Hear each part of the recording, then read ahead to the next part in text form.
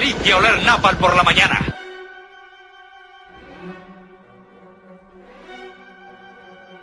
Comienza el blog de Óscar Barbado, una página de internet para conocer asuntos de cicloturismo y otras cosas.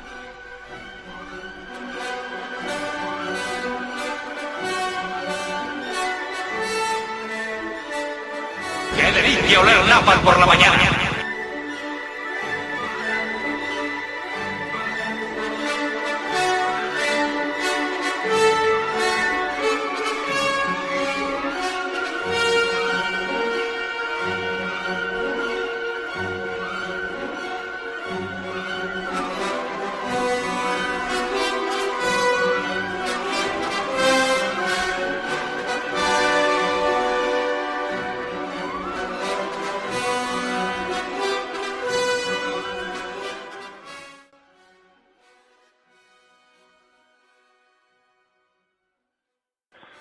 Pues muy buenos días, tardes o noches a todos los compañeros del metal, de las bicicletas del metal, y a todos aquellos que se acercan a escuchar y a ver estos vídeos de este blog.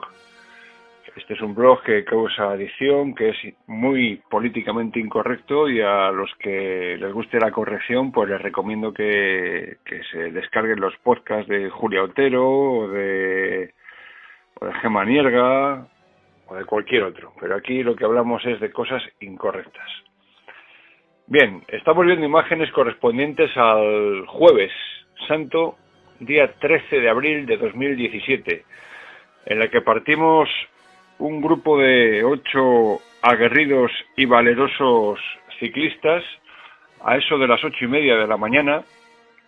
Partimos desde Torrejón y la ruta a realizar fue la siguiente: Torrejón, carretera de Alcalá, desvío hacia la carretera de Torres de la Alameda por la carretera del AVE. Desde Torres fuimos hasta Valverde de Alcalá. Desde Valverde nos dirigimos a subir a Corpa. Tras la subida de Corpa nos dirigimos a Pezuela de las Torres. Allí hicimos el descenso rápido que nos lleva al Ventorrillo. En el Ventorrillo tomamos el cruce a la izquierda en dirección a Loranca de Tajuña. Tras Loranca, Aranzueque, y en Aranzueque nos desviamos a la derecha para iniciar la subida al puertecillo que nos dirige a Renera. En Renera paramos a tomar un café y unas torrijas. No tocamos a una por cabeza porque luego no hay quien se mueva dentro en la bicicleta. Arrancamos de Renera en el mismo sentido y tomamos nuevamente la carretera de Aranzueque. Al llegar a Aranzueque nos desviamos a la derecha para subir a la carretera de El Pozo de Guadalajara. Allí, ya con calor, hicimos una segunda parada. Continuamos por Santorcaz, Anchuelo, carretera del Gurugú. Desde el Gurugú nos bajamos hacia Alcalá de Henares y desde Alcalá de Henares fuimos a Torrejón. En total, según los apuntes, salieron unos 110, 112 kilómetros aproximadamente y tardamos pues bastante, casi 5 horas. Hay poco que destacar, aparte que hizo muy buen tiempo. Los 8 que éramos en el grupo éramos los siguientes: Severino, José Luis, Enrique Bolata, Mejía Iberia, Víctor, Valentín, Benito y este humilde cronista. Hay que destacar, eso sí, una pequeña avería que se padeció llegando a Anchuelo, donde en un salto de cadena en el piñón provocó la rotura de la cadena, la casi caída del ciclista que, gracias a su pericia, se mantuvo en equilibrio, y ahí estuvimos un rato con la reparación. Poco más. Os dejo con las imágenes, con algunos comentarios políticamente incorrectos, y si da tiempo, pues con alguna marcha de Semana Santa, que es el tiempo que toca. Un abrazo para todos y hasta la próxima salida.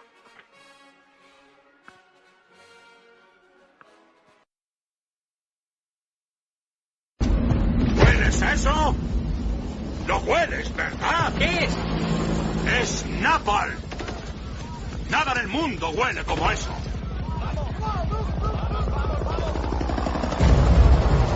Me gusta el olor del napalm por la mañana. Una vez durante 12 horas bombardeamos una colina y al acabar subí.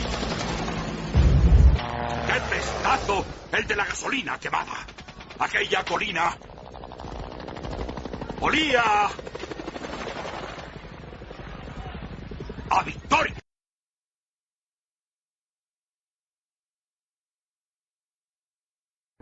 ¡Espartanos! ¿Cuál es vuestro oficio?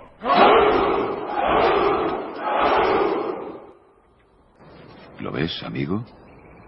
He traído más soldados que tú. Dentro de 3 semanas, yo estaré recogiendo mis cosechas. Imaginad dónde querréis estar. Y se hará realidad. Manteneos firmes. No os separéis de mí. Si os veis cabalgando solos, por verdes prados, el rostro bañado por el sol, que no os cause temor. Estaréis en el Elíseo y ya habréis muerto. Hermanos, lo que hacemos en la vida tiene su eco en la eternidad. Hay una palabra que define a los malos ciclistas, estorbo, y otra a los malos conductores, peligro. Si no quieres ser ni de los unos ni de los otros, tu palabra es respeto. Para adelantar a un ciclista, espera el momento y deja 1,5 metros entre tu vehículo y él. Y si vas en bici, circula pegado a la derecha y no hagas cambios bruscos de dirección. Porque la circulación tiene distintos puntos de vista, ponte en el lugar de los demás. Tu seguridad está unida a la suya. A tu lado, vamos todos. Dirección General de Tráfico, Ministerio del Interior, Gobierno de España.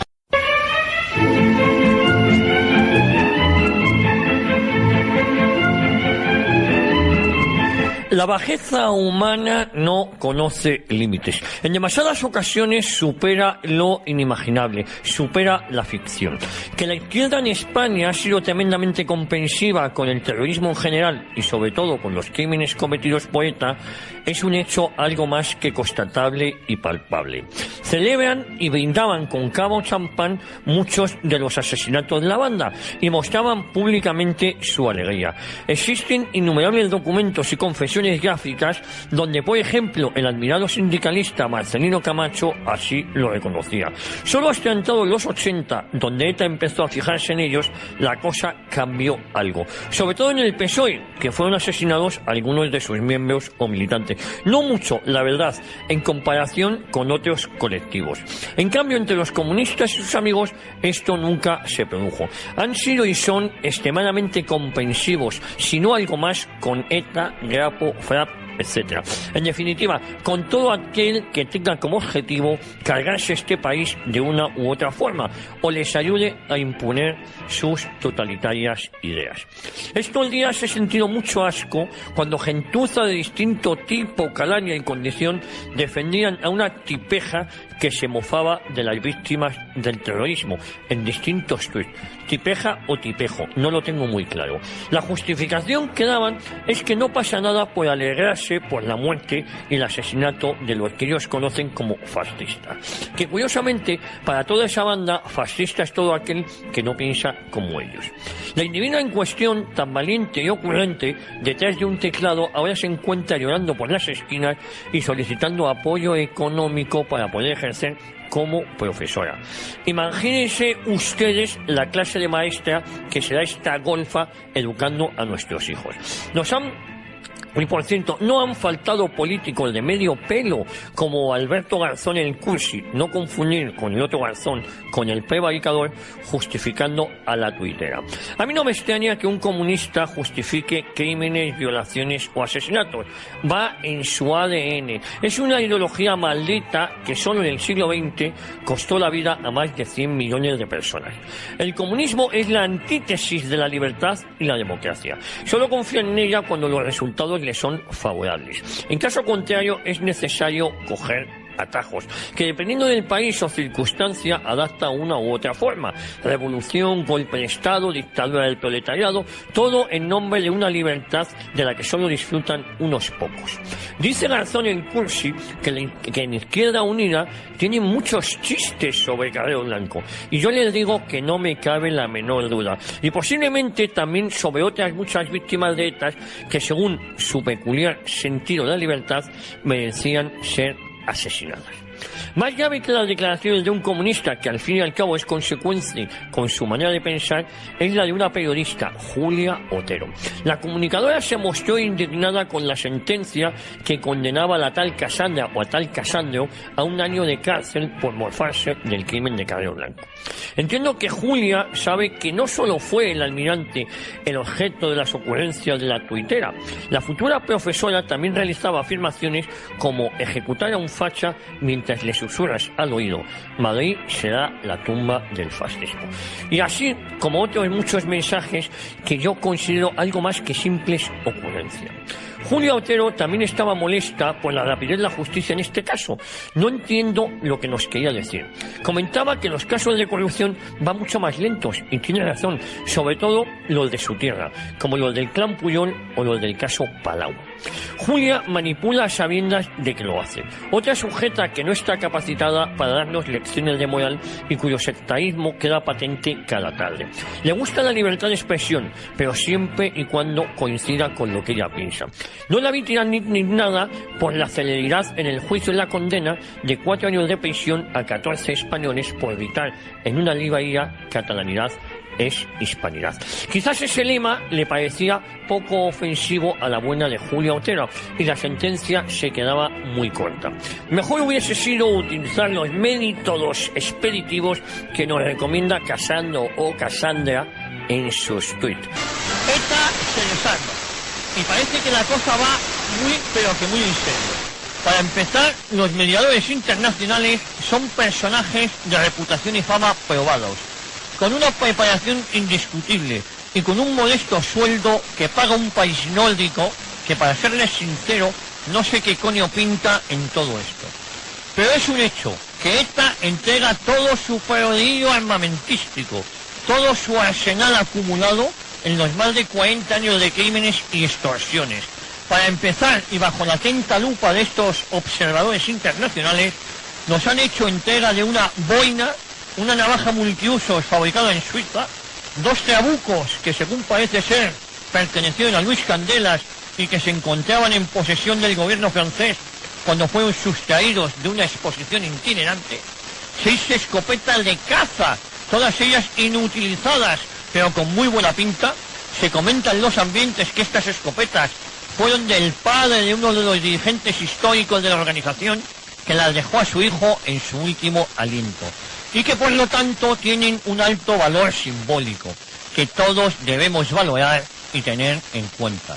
Otra de las armas que más ha trascendido la opinión pública y que más impacto han causado son un par de revólver con cartucheras e incluso con pistones incorporados y con una estrella de sheriff. Todo ello de un plástico de máxima calidad de origen asiático y perteneciente a uno de los militantes más jóvenes de la organización. Se ha confirmado que estas armas fueron un regalo de Reyes Magos. Por último, 5 capuchas que han tenido que ser descontaminadas por el alto índice de piojos que en ellas se encontraban. El PNV, ya saben, el Partido de los Negocios Vascos, se ha apresurado a valorar muy positivamente este gesto de buena voluntad y exige que de manera rápida y veloz se liberen a todos los criminales, asesinos y extorsionadores, se les conceda pensión vitalicia y se promuevan festejos y celebraciones por este gesto sin precedentes. Incluso se han atrevido a comentar, mediante algún obispo afín, que las víctimas serán perdonadas y que aquel familiar que lo desee podrá volver a su hogar, eso sí, sin hacer mucho ruido y sin provocar ni acercarse a ninguno de los asesinos o simpatizantes de estos. El proceso de pacificación y normalización está tan avanzado que el Lendakari pretende involucrar al tonto entre los tontos, al manisero por excelencia, al observador internacional, al malo entre los malos, al mismísimo expresidente Jimmy Carter. Y para que levante acta de todo este proceso y de la importancia del hecho, se contará con la presencia de ese amago de escritor, de ese amago de historiador, de ese personaje vomitivo, Ian Gibson, el cual escribirá los libros de texto que los jóvenes vascos deberán memorizar y aprender en las ikastolas.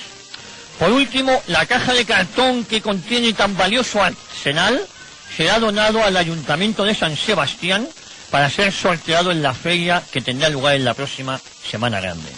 Lo que tenemos que soportar los españoles.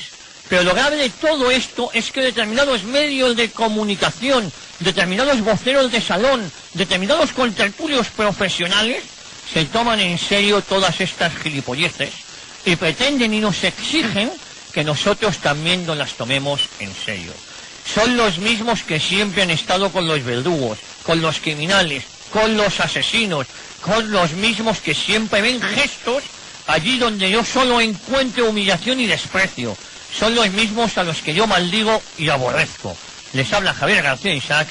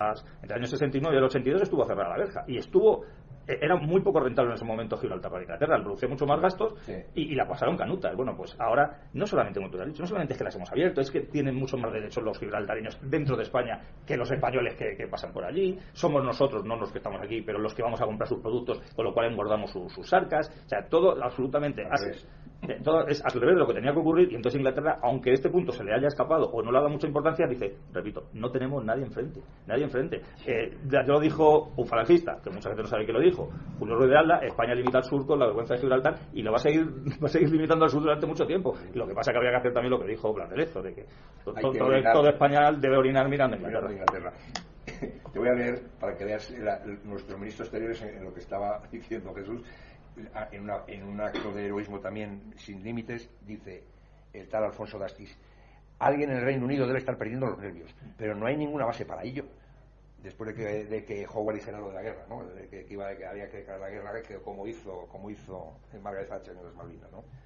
El tema de Gibraltar, no, lo que suena es grotesco. O sea, que por ejemplo un tío como Picardo, que habla con el mismo acento que uno de la frontera, el que vive en Soto Grande, diga que es británico. O sea, esto es británico. O sea, el asunto ya resulta grotesco. Pero hay que ir un poco a por qué se produce el problema. El problema de Gibraltar se produce a raíz del referéndum que hay en Inglaterra, por el famoso Brexit, por la salida de Inglaterra de la Comunidad Económica Europea. Que, por cierto, hay que recordar, cuando aquí se empieza a hablar desde casi todos los medios de comunicación del problema de los llamados populismos, que puede significar para el tema de la unidad europea, hay que recordar que el referéndum para la salida de Inglaterra de la Unión Europea lo hace un tío que se llama David Cameron, que es el jefe del Partido Conservador, o sea, el equivalente al Partido Popular aquí en España. Lo hace además por ser un auténtico irresponsable, un memo completo, como ya se la jugó, como ya hizo anteriormente con el tema de Escocia, lo que pasa que le salió bien. Lo hace por dos temas: por el tema de la inmigración, que tenía mucha razón, por otro lado, y después porque tiene dentro del propio Partido Conservador hay una pelea interna y él pretende reafirmar su liderazgo. Le sale la cosa mal, no solamente el resultado del referéndum es contraproducente, sino que además él tiene que dejar su cargo de primer ministro. Entonces, una vez que Inglaterra vaya a salir de la Comunidad Económica Europea, claro, el problema de Gibraltar se hace mucho más grande. Se hace mucho más grande porque entonces, en un momento dado, sí que es verdad que las ventajas que puede tener Gibraltar por estar dentro de la Comunidad Europea, que son todas, porque Gibraltar básicamente es un emporio delictivo. Un sitio donde se blanquea dinero y donde en un momento dado se afincan empresas fantasma. Entonces, claro, si Gibraltar sale junto con Inglaterra de la Comunidad Económica Europea y después España tiene derecho de veto en todo lo concerniente a Gibraltar, en los nuevos acuerdos comerciales que haya con Inglaterra, evidentemente Gibraltar puede salir totalmente perjudicada, completamente perjudicada. Pero claro, el problema de Gibraltar que no esté resuelto, la culpa no hay que echársela a los ingleses, hay que echárnosla a los españoles. Aquí, cuando el ministro Castilla cerró la verja a su tiempo, y ya se dijo, me parece que fue el propio Franco quien lo dijo, que eso era una fruta madura que en un momento dado acabaría por caer. Claro, y tenía toda la razón. Al estar la verja cerrada y no haber ninguna transacción comercial, en un momento dado Gibraltar solamente podía vivir de la subvención británica, que es de lo que vivía. Pero aquí, cuando ese gran hombre de Estado, el señor X, Felipe González, abre la verja, permite convertir a Gibraltar con el tiempo en un emporio totalmente delictivo, y además en un lugar donde la población de la línea de la Concepción incluso empieza a depender económicamente de Gibraltar. Todo por la estupidez de ese hombre. En fin, me gustaría saber la relación de empresas que están trabajadas en Gibraltar, y nos llevaríamos evidentemente son intereses creados. Son intereses creados. Si en eso estamos de acuerdo. Es un hecho estúpido, pero no creado. Lo que pasa es que se supone que una persona que tiene que estar al frente de una nación, lo que tiene que velar por encima de todo no son por sus negocietes, sus intereses particulares, sino por el interés general y sobre todo por el interés histórico de la nación. El interés histórico, no el de ese momento. Hablemos de España. Entonces claro, el problema de lo que pasa en Gibraltar lo tenemos nosotros. Si la verja hubiera seguido cerrada, el problema de Gibraltar hubiera sido muchísimo menor. Ahora bien, una vez dicho esto, claro, la solución a Gibraltar evidentemente no es hacer, porque aparte no tendríamos los medios, el hacer una especie de incursión militar. Es más, cuando en un momento dado este señor, que ahora no recuerdo cómo se llama, el inglés que habló incluso de la famosa guerra de las Malvinas y todo un almirante que... Lord Howard. El Lord Howard es el ex líder de los Tories. Bueno, cuando escribió ese artículo, aparte debía de estar debía de estar borracho, debía ser tipo un fiel sucesor del asesino y del criminal de guerra Churchill, pero al margen de eso, aparte de que esté borracho, que lo debía de estar, quizá también sea por los efectos del alcohol, tiene una mala memoria, porque cuando habla de la guerra de las Malvinas y de Thatcher, la guerra de las Malvinas, para empezar, Thatcher puede ir a la guerra de las Malvinas en un momento dado porque tiene la cobertura logística de los Estados Unidos. Si no, no hubiera podido realizar esa guerra en ese momento. Pero aparte olvida que la señora Thatcher, que tuvo tantos cojones para ir en contra de los argentinos, que por otro lado estaba en una situación de debilidad porque era ya la última junta militar y se tuvieron que agarrar a ese gesto patriótico porque ya ese régimen también ya estaba a punto de efectivamente, engañados también por los Estados Unidos, pero eso también nos llevaría por otros derroteros. Pero lo que olvida que este señor, este tal Howard, que cuando Thatcher en un momento dado envía su marina, envía sus tropas a reconquistar las Malvinas, al mismo tiempo Thatcher fue la que negoció con China para la devolución de Hong Kong. Lo que pasa es que la devolución de Hong Kong, eso tuvo un plazo y se realizó años después, cuando ya Thatcher no estaba en el poder. Pero ¿por qué en un momento dado Thatcher en un momento dado tiene que entregar Hong Kong, cuando precisamente la población de Hong Kong no estaba en absoluto de acuerdo con integrarse con un régimen comunista chino, y más cuando en aquella época, hoy en día sigue siendo un régimen comunista, pero por lo menos el económico había una apertura, pero en aquella época todavía eso no estaba tan claro. Ahora tienen careta y entonces no tenían ni careta. Efectivamente. ¿Pero por qué Thatcher en un momento dado hace eso? Pues porque China era más fuerte evidentemente militarmente, y sabía que si no en un momento dado no lo hacía de esa manera, pues si los chinos querían entrar por la fuerza, Thatcher iba a tener que recular y tragárselo. O sea que en un momento dado ocurre lo que ocurre siempre, que las relaciones internacionales, aparte de estar basadas en los intereses, están basadas única y exclusivamente en relaciones puramente de fuerza. O sea que si en un momento dado España tuviese fuerza, tuviera más prestigio que lo tuviera Inglaterra, evidentemente Gibraltar hubiera ya caído. Pero claro, si encima se cometen errores como el que cometió Felipe González, pues os voy a leer más razón. Dos nada más para acabar ya con el tema de Gibraltar. Bueno, a todo esto el PP y sobre todo Rajoy sacando pecho, de que esto es una victoria diplomática, con el furor que acabo de leer de nuestro ministro de Exteriores, que da pena oírle. Ese que no sabe articular dos palabras. Pues es diplomático de carrera, diplomático también lo era Margallo, no, el anterior, Moratinos, sí, al cual pues tuve el disgusto también de conocerle en varias ocasiones y viajar con él, y es un... Es que te puedes creer que habla inglés como los perros. Pero si yo tengo clarísimo... Pero bueno, pero si usted es diplomático. Pero si yo tengo clarísimo aparte de los diplomáticos ahora están cambiando, hay que ser justos. Pero antes era que les cayera bien el traje, la corbata y tal, que si fueran muy simpáticos en los cócteles, pero principio, y que hablaran algún idioma. Pero es que Moratinos es que, de verdad, que daba pena verle. Pero en principio es un tío que más o menos tiene una carrera superior y que después ha pasado por la escuela diplomática. Pero si yo tengo bien claro que hoy en día cualquier tío que haya pasado por la universidad, sencillamente habría prácticamente que meterlo en la cárcel por haber pasado por una universidad española. Mira, fíjate, no sé si por ahí, primero el presidente de la Cámara de Comercio de Gibraltar, Cristian Fernández, nombre como de Oxford, dijo en la BBC, dice ¿qué puede esperarse del país más corrupto de Europa? Tienen en su un historial de usar Gibraltar para distraer sus propios problemas internos. Pero bueno, eso es un poco chascarrillo, pero voy a leer lo que dice, que a lo mejor van por ahí los tiros en parte. El exministro conservador Norman Tebbit ha propuesto como respuesta a la política del gobierno español sobre Gibraltar, no sé qué respuesta ha tenido, yo me gustaría que nos dijera cuál ha sido y dónde, porque yo no la conozco. Debe ser la que ha dicho el ministro de Exteriores, que no sé por qué tenéis que estar nerviosos si no ha pasado nada. Bueno, pues estos dicen, invitar, eso ya es en comillas, invitar a los líderes del movimiento independentista catalán a Londres e incluso exponer en las Naciones Unidas el deseo del Reino Unido de que Cataluña sea independiente. Al fin y al cabo, los catalanes, al contrario que los catalanes españoles, son un pueblo abierto de miras, atlantista, que hace ya 1000 años comerciaba con Cornualles y el país de Gales.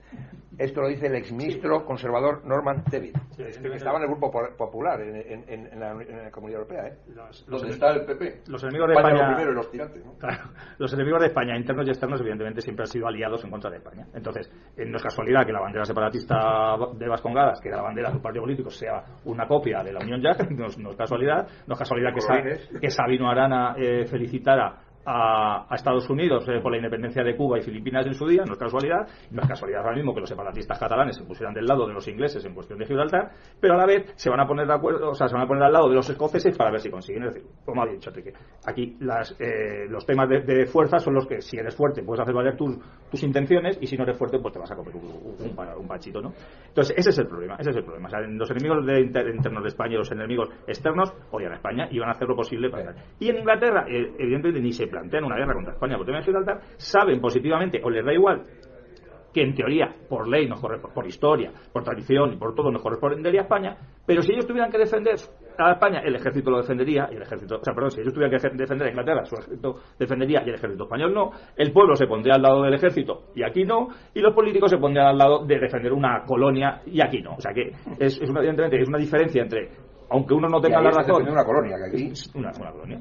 Pero ellos harían hacer valer la fuerza de la razón y la razón de la fuerza, y aquí no le haríamos valer absolutamente nada. Entonces es un conflicto, parece que estoy pesimista hoy, decía Venezuela no tiene solución, Gibraltar no tiene solución, pero es que como todo depende de los que estemos al otro lado de la verja, si se pusiera, que es el resto del pueblo español, los políticos, los militares y demás, pues evidentemente no tiene una solución. Y mira que está huevo, que cuando yo me enteré del Brexit, dije, aquí se pueden conseguir dos cosas. Una es un chascarrillo: si Inglaterra se va de la Unión Europea, el inglés dejará de ser el idioma oficial de la Unión Europea, porque ¿qué país en la Unión Europea tiene como primer idioma el inglés? Ahora mismo ya, ninguno. Ninguno. Pero eso está planteado. No, pero no vale.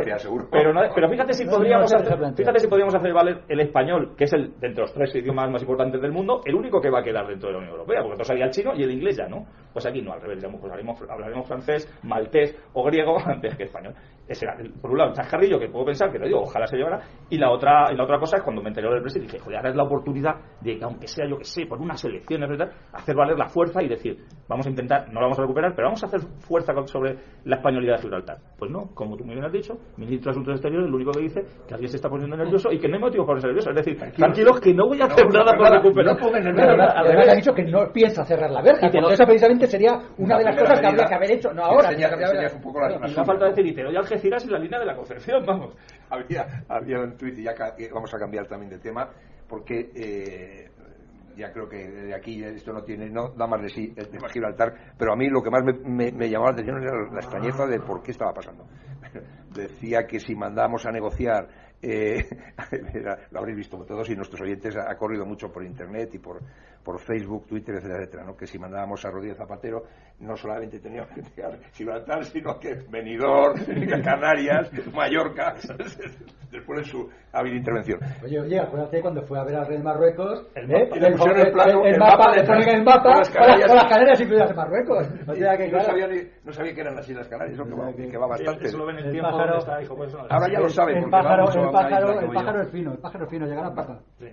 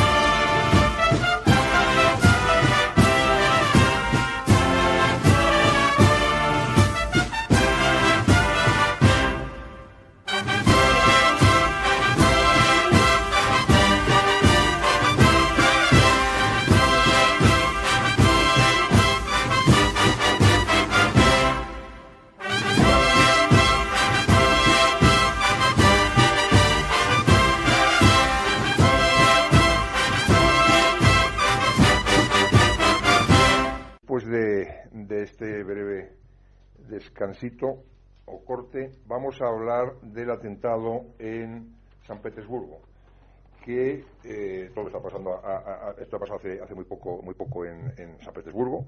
Como os decía al inicio del programa, han sido 2 bombas.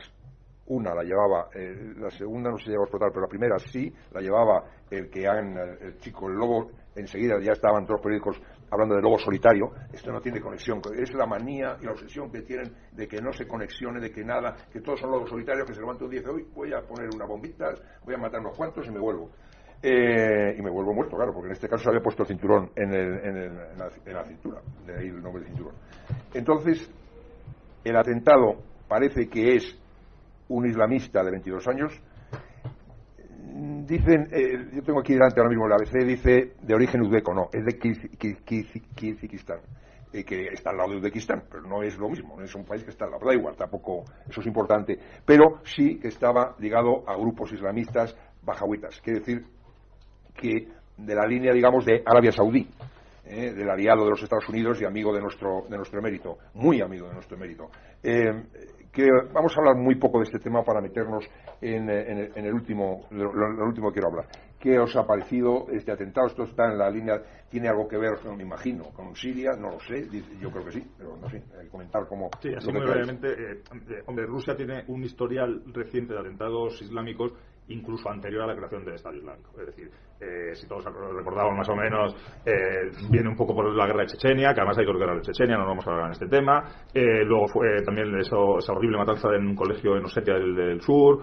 Luego cuando entraron en ese teatro, y entonces no existía. Es decir, que Rusia tiene una guerra con el Islam, porque además muchas de las repúblicas, antiguas repúblicas soviéticas, que ahora siguen siendo repúblicas rusas, que pertenecen a la Federación Rusa, son repúblicas islámicas, o sea, por lo menos la inmensa mayoría de sus habitantes son islámicos. Entonces, es un problema, por así decirlo, incluso interno dentro de Rusia. Pero evidentemente la política de Rusia, Putin no es santo de devoción en muchas cosas, pero en otras sí, la política interna de Rusia con la inmigración y con el Islam no es la política interna de la Unión Europea, por así decirlo. Entonces, se ha escogido, yo creo, el tema de San Petersburgo porque es como la ciudad más cosmopolita de Rusia, el sitio más turístico, para darnos un poco también más de miedo a los europeos. O sea, porque si lo meten ha habido atentados en el mismo Moscú de hace unos años de que estalló un edificio entero y murieron 200 personas dentro del edificio. Pero a lo mejor lo vemos como un poquito más lejano. En San Petersburgo, pues muchos europeos han ido ya a pasar unos días y es el metro, con lo cual la asocias a lo que le pueda pasar. Es decir, está bien planeado. El lobo solitario de esta vez lo ha planeado muy bien, aunque no sabemos si es un lobo, un demente, ¿no? O incluso un ultra disfrazado, ¿no? Que son las 3 acepciones que nos ponen al terrorismo. Por lo tanto, esto evidentemente entra y sí es muy posible que esté relacionado, igual que el asesinato del embajador en Turquía, con la política de Putin y de Rusia en general en Siria. Y que además en esta semana mismo ha dado para mí un vuelco de lo que nos espera con Siria, que parece que estaba todo solucionado, que es con este ataque con gases químicos, o sea, con agentes químicos que acusan a Bashar al-Assad. Con lo cual, a Rusia. Por eso. Y entonces, claro, nadie le da por pensar esto, a lo mejor que o sea, ahora que está ganando la guerra, ahora que está teniendo apoyo de ciertas naciones, ahora que ya no está Obama y la Clinton allí, que Trump hasta le puede echar una mano, ahora se va a poner a echar gases químicos contra su propia población, cuando se sabe que eso le va a suponer, pues otra vez el embargo, otra vez, o sea, evidentemente esto me suena a mi ataque de falsa bandera, clarísimo, ¿no? ¿Que está relacionado? ¿Que está relacionado con lo de San Petersburgo? Pues a lo mejor. Bueno, pues vamos a ver, esto lo que demuestra es que otra vez la aseveración esa que se repite como un mantra en todos los medios de comunicación de que el Islam es una religión de paz, pues ha quedado demostrada que es una religión de paz, es lo que más caracteriza al Islam. Como todo el mundo sabe, el Islam es una religión de paz y sobre todo de igualdad a favor de las mujeres, ¿no? Luego también te sale alguno decir, no, es que además los árabes inventaron el cero, ¿no? Y otros dicen, sí, además lo llamaron mujer. O sea, es una de las cosas más características de esa religión tan maravillosa. Bueno, una vez dicho esto, pues evidentemente, esto posiblemente pues estará relacionado, lo más seguro es que sea con el tema de lo de la guerra de Siria, como ha dicho Jesús. Lo que pasa es que, claro, el problema de fondo no es la guerra de Siria, ni el problema es el Daesh, ¿no? Porque el Daesh además es un grupo que aparte... viene financiado por tantas fuentes. Claro, y aparte es un grupo que probablemente en sus orígenes estuviese apoyado por la CIA, por los servicios secretos de Arabia Saudí, la lucha entre los sunitas y los chiitas, en fin, hay una serie de problemas también con la asistencia del Estado de Israel, en fin, hay una serie de problemas que que son propios de todo lo que es el conflicto de Oriente Medio y de los países árabes. Pero con lo que respecta a Occidente, que es lo que creo que nosotros tenemos que centrar la atención,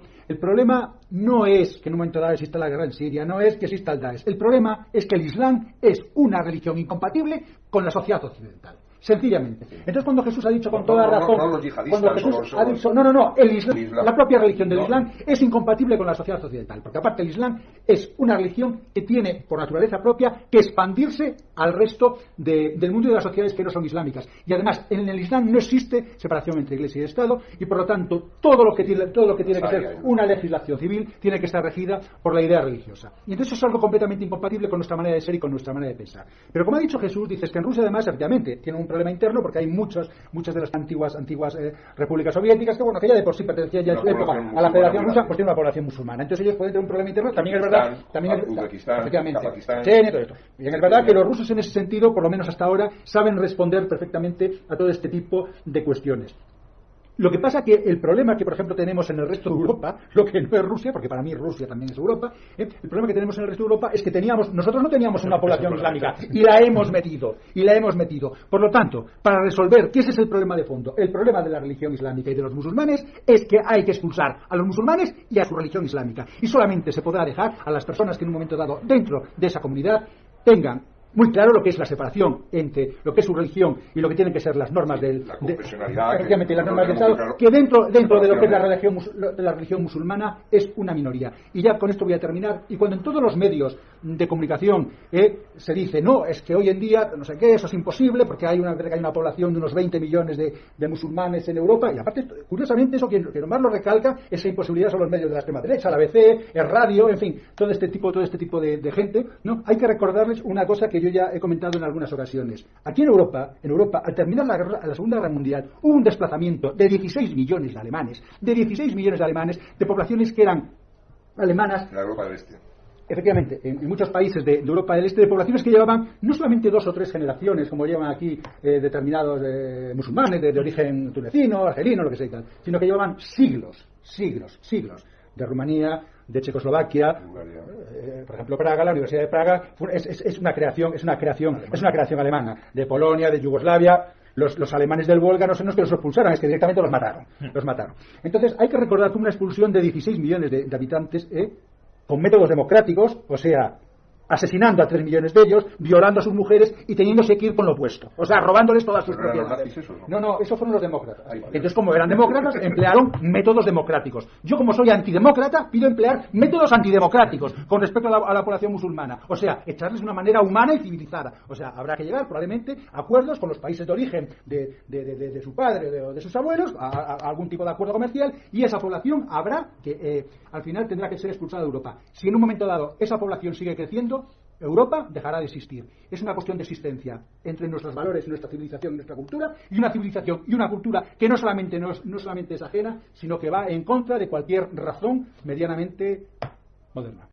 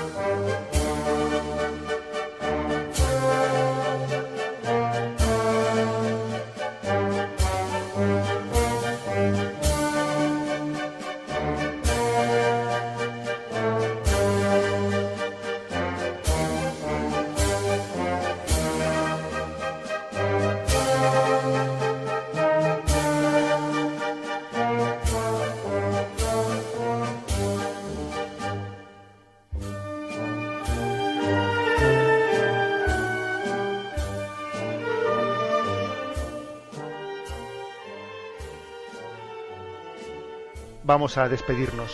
Que el Señor esté con vosotros y os acompañe en esta semana. La bendición de Dios Todopoderoso, Padre, Hijo y Espíritu Santo, descienda sobre vosotros. Alabado sea Jesucristo.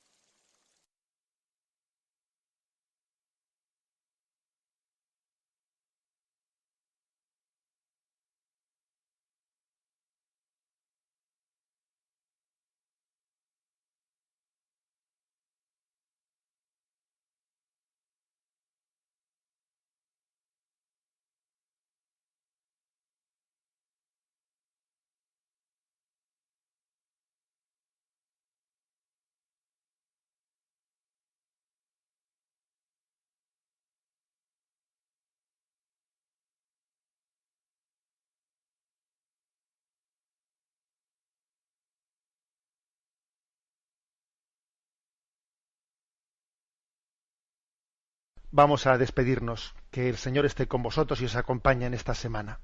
La bendición de Dios Todopoderoso, Padre, Hijo y Espíritu Santo, descienda sobre vosotros. Alabado sea Jesucristo.